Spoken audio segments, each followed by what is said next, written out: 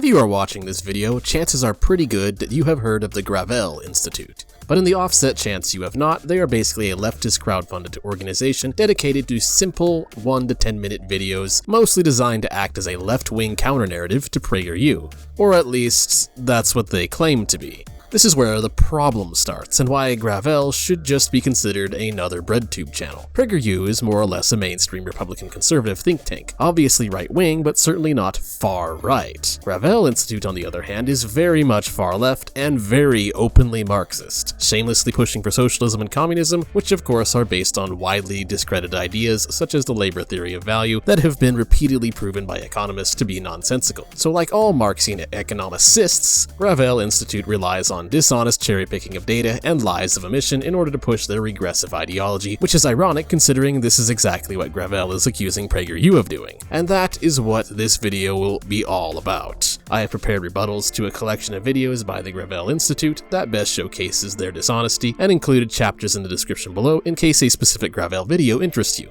So let's get started, jumping into a short they did on economic mobility. You will never be rich. You aren't rich, and it's very unlikely you ever will be. The economic and power systems of this planet are not designed for you to get rich. The American dream doesn't exist.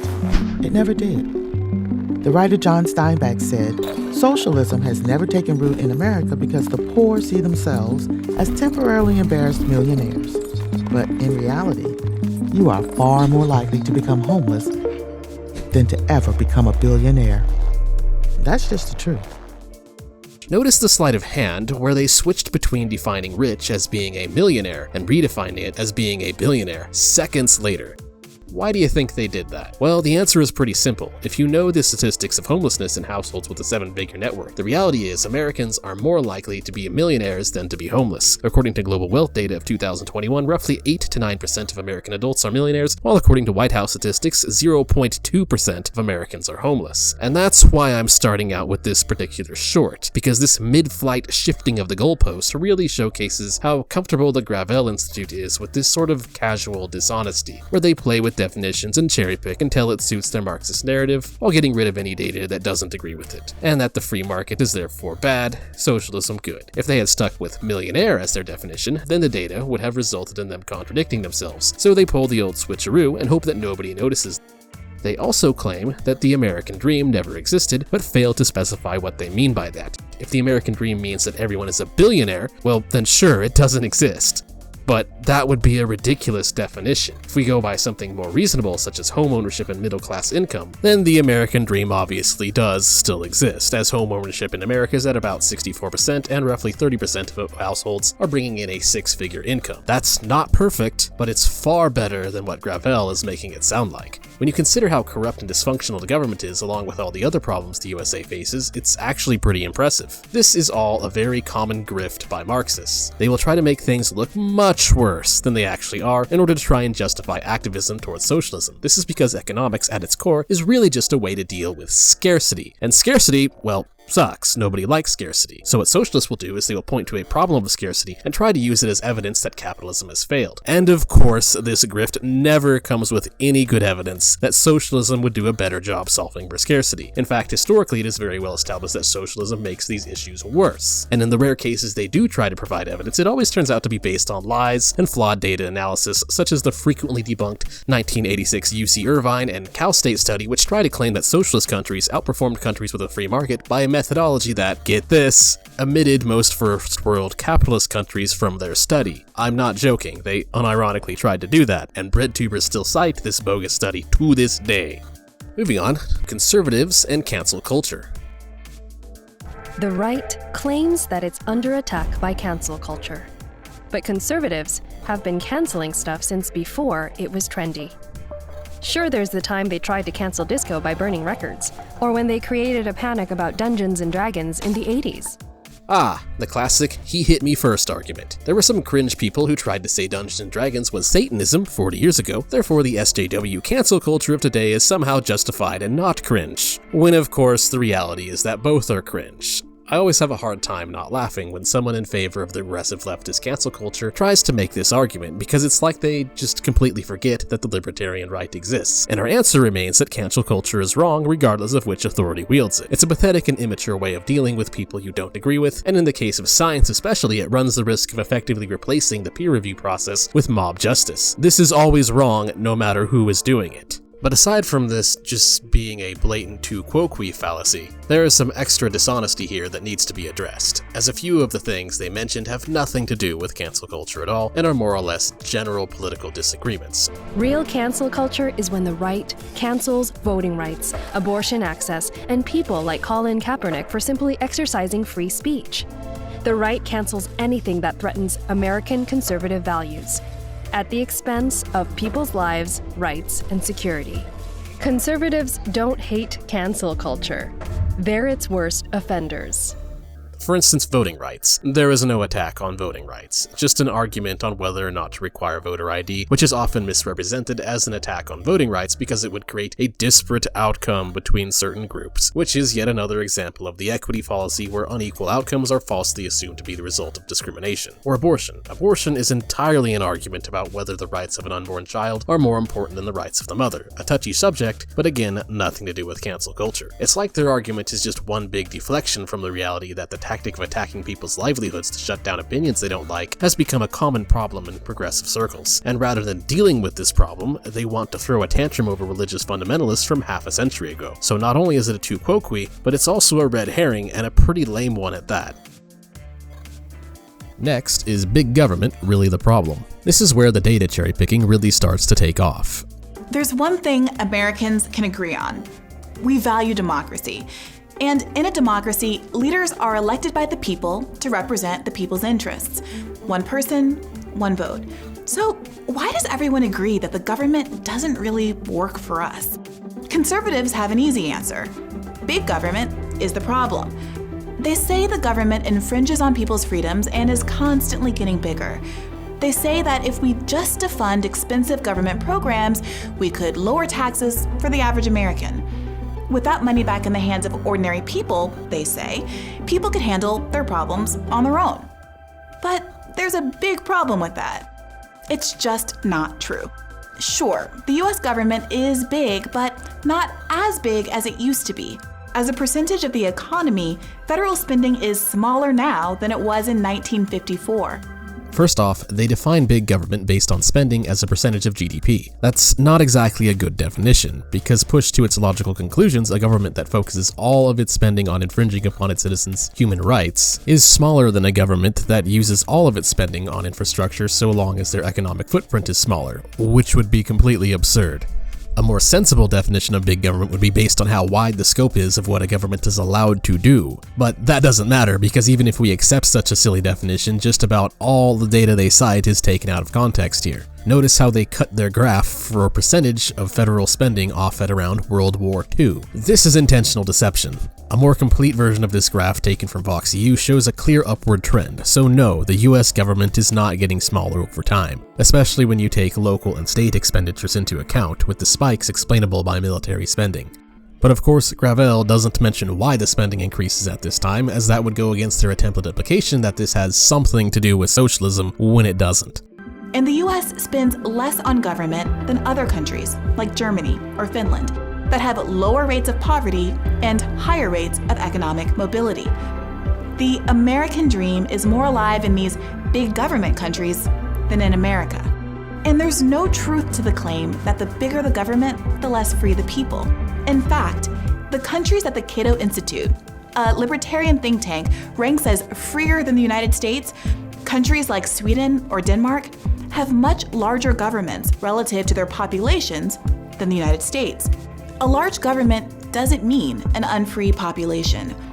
Next, Finland and Germany have less GDP per capita than the USA, and Gravel, of course, does not factor that into their overall economic growth. Also, if you actually look at the data they got from the Cato Institute, you can further see how their data is cherry-picked. Higher personal freedom in countries is correlated to greater economic freedom when looked at as a whole, and of course, freedom increases with democracy, which all utilize some form of market economy. Also, on countries with higher freedom scores, the data overall shows a downward trend of percent of GDP spending. So basically, Gravel took the countries that were or outliers in the overall data, doesn't show you the graph in full, and claims that this means big government makes you more free, completely disregarding the trends. Yeah, no. You don't get to point to an outlier and then try to imply that because of its existence, the rest of the data is invalid. This is not how honest institutions conduct data analysis. Rather, it's how dishonest organizations spread propaganda and misinformation. Think of the US Postal Service, which provides hundreds of thousands of good jobs while allowing people to cheaply mail packages across the country. Another thing that needs to be pointed out is that them praising USPS while ignoring the fact that FedEx and UPS both exist and have better customer satisfaction rates is kinda odd. And don't forget that only USPS is allowed to actually use mailboxes, so there's no real excuse for that. But lastly is their most absurd take. The reason it feels like our politicians don't work for us is because, well, they don't. Republicans and Democrats alike are working for the people who line their wallets instead. That's not just my politics. That's the academic consensus. In 2014, a Princeton University study found that economic elites and organized groups representing business interests have substantial independent impacts on US government policy. More than that, they found that the desires of regular people have zero impact on policy adoption. Not a little impact, not barely any impact, no relationship at all. For too long, we have been presented with a false choice: big government versus small government. We're right to be skeptical of the people who lead us. They don't work for you or for me, but it's not because government is big. It's because it's bought. The Gravel Institute is correct that the US Congress is corrupt and controlled by lobbyists and the revolving door. This is pretty much the only study in this entire video that Gravel did not take out of context. What they are incorrect here is in their understanding of what that means. Corporations in a free market at the end of the day have to do what is best for themselves to survive. So if a government is corrupt and holds its policy decisions in regards to economic regulation for sale, then of course corporations have to buy those policy decisions and make sure they are rigged for themselves, otherwise their competitors would step in and would do so. However, the government doesn't necessarily need to be for sale to survive. It just chooses to do so to line their own pockets. Therefore, the solution is to either pass anti-corruption legislation, such as what is available on represent.us, in order to make things more difficult for Congress to get away with selling policy, or reduce the size of government in regards to their capacity to regulate the market so that the incentive to rig the market doesn't exist in the first place, or a combination of both. What Gravel's logic is basically saying here is that the government is corrupt, therefore we need to give more power to them in hopes that they will use their increase in power to fix their own corruption. This is like giving your enemy in a war a few thousand of your tanks in hopes that your enemy will use those tanks to defeat themselves. This idea that giving the government more power will fix problems caused by government abuse of power is one of the most insane examples of a non sequitur I have ever seen. Capitalism isn't freedom. If you're an American, you've probably heard this one before. Capitalism means freedom. With the liberty of the free market, the thinking goes, individuals are empowered to make their own decisions. Sounds good, right? If you buy into this logic, then any alternative with more role for the public seems oppressive and tyrannical. One where other people make all the decisions for you. Appealing in theory. In practice, not true. Our economy isn't about freedom at all, just the opposite. American capitalism today is defined by an overwhelming lack of freedom for the vast majority of people, and incredible dictatorial power for a few people at the very top. Gee, I wonder why this is the case. Perhaps it has something to do with the problem mentioned in the previous chapter about big government selling their policies, resulting in a corporatist oligarchy due to big government corruption. Again, an issue better solved by the reduction of government size so they have less ability to rig the market in favor of people who bribe them to regulate their competitors. Which again is proven by the very Cato Institute study they cited in that video, but of course neglected to show us the full graph as you can see here for obvious reasons since it disproves their whole narrative. That's because we have allowed big corporate monopolies to take over a lot of the work of government and replace public institutions with private for-profit ones. Again, from the previous chart, this isn't true. Government spending as a percent of GDP has gradually increased. This claim that the private sector is somehow taking over America is blatantly false. As we can see, Gravel likes to repeat false narratives between their videos. They have gobbled up small and medium-sized businesses so they can set all the terms. You hear a lot about the freedom to choose, but what does that freedom really mean? Sure, we can choose between different eyeglass companies until we learn they are all owned by the same company behind the scenes. We can choose between Budweiser, Skoal, or Beck's Beer, but they're all owned by the same company too. And when it comes to work, where most people spend most of their time, people don't have much freedom at all. Alright, at this point we can see what the core argument of this particular Gravel video is. They are complaining about monopolies. It's true that monopolies lead to reduced consumer choice, price gouging, and worse workplace conditions since employers do not have to compete by providing their employees with better workplace freedom. There is no argument against that. Monopolies are obviously bad and are detrimental to freedom, which is why practically no one argues in favor of them. But that's exactly where the problem with the Gravel Institute's reasoning here lies. Their logic here entirely rests on the assumption that free markets result in more monopolies than socialist economies that we see as we slide through mixed markets and eventually reach command economies. So, is this true? Does the free market cause monopolies more than socialism? No, it does not. This is completely untrue. This is another very common Marxist grift. Communal ownership of the means of production generally just results in government ownership of the means of production. Or look at any socialized program, and it's always just a very nice and fancy way of saying that it's owned by the government. We can also look at the communist regimes of the past and see that they result in a monopoly of everything under the control of an authoritarian government. When you consider the reality that the government themselves is an economic force, it becomes obvious that command economies are by definition the largest monopoly you can possibly have. So no, socialism does not make monopolies go away, it makes them worse.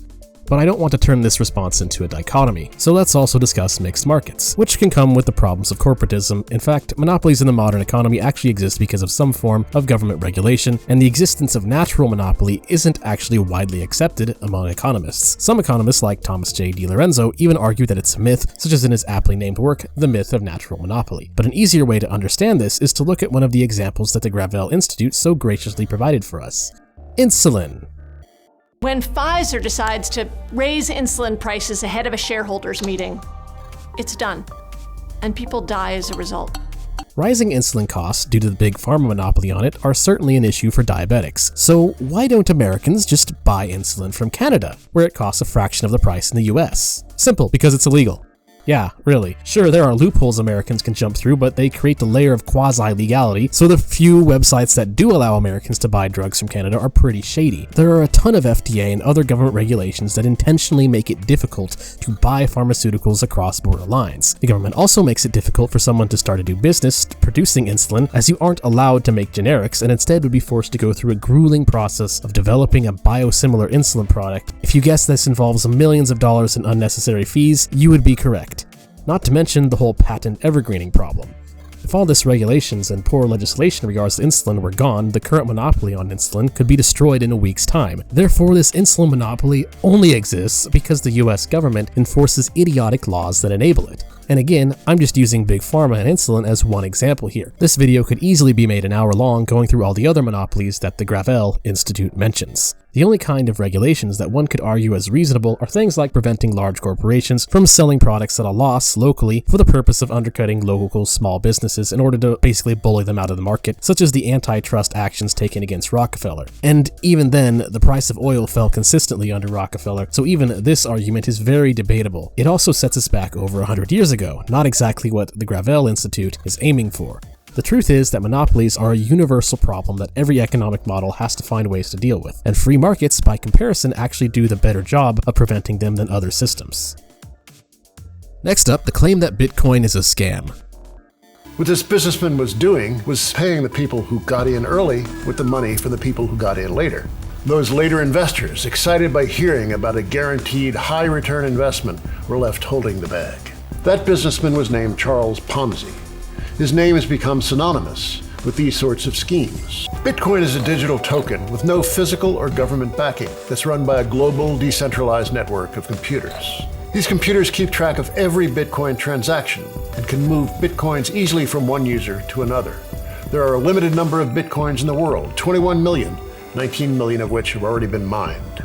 These mining rigs are large systems of computers which perform complex calculations, expending huge amounts of energy to create new Bitcoins. Massive Bitcoin mining farms are set up in places like Siberia and northeastern China, where people take advantage of cheap electricity in massive, wasteful facilities. But how Bitcoin works doesn't really matter that much. All of the stuff you hear about peer-to-peer technology and the blockchain really only explains how Bitcoin works as a currency. But despite the name, Bitcoin isn't really used much as a currency at all. When people buy Bitcoin, they rarely use it to buy goods and services. They're really buying access to a Ponzi scheme. Why buy something with Bitcoin when you can hold it and make some easy money? That's why the peak of Bitcoin being used to buy things was actually back in 2017, before its price really took off. And a currency should be stable in value, not bounce all over the place the way Bitcoin does. Rises are nice, but Bitcoin also falls a lot. So the claim that Bitcoin is a Ponzi scheme is pretty common and not unique to Gravel. It's the standard Dunning-Kruger argument that you see from people who only have a layman's understanding of crypto. The best way to push past Mount Stupid here is to understand the difference between Bitcoin, altcoins, and something known as a shitcoin. Bitcoin isn't the only cryptocurrency. There are hundreds of alternatives or altcoins that serve their own purpose. For example, Ethereum-based tokens like Crow, which serves the purpose of acting as a token for Crypto.com Pay, a crypto-based Visa credit card with the goal of allowing users to pay for things with crypto and receive cashback rewards. Or stablecoins like USDC Coin that exist to hold their price at $1 by being backed by financial institutions in order to make crypto payments more reliable and resolve the problem of market fluctuations that Gravel was complaining about. There are hundreds of altcoins, all serving some kind of niche purpose. Some are used for secure investments, some are used for escrow, some are used for the black market. There are also NFTs, there's coins designed to aid security systems, there are coins designed to back decentralized software applications, coins designed to purchase digital goods such as in-game items. The list and uses goes on. And Bitcoin these days is generally used as a gold standard for exchange of all these coins, including US dollars. You can't call this a Ponzi scheme because in a Ponzi scheme, there is no actual product or service. Cryptocurrency provides a plethora of services along with financial exchange and security. Even if people stopped speculatively investing in Bitcoin, it would still serve this purpose. Gravel actually admits this without intending to when they mention that the times Bitcoin is used most as a currency to exchange goods and services is when it is most stable. This logically could not happen if cryptocurrency was a Ponzi. When the speculative phase of Ponzi and pyramid schemes stop, they generally collapse because they have nothing else going for them. Ponzi schemes also don't involve any actual work, while technically cryptocurrency mining is work and does have an electoral cost associated to it, which also makes crypto beholden to the laws of supply and demand.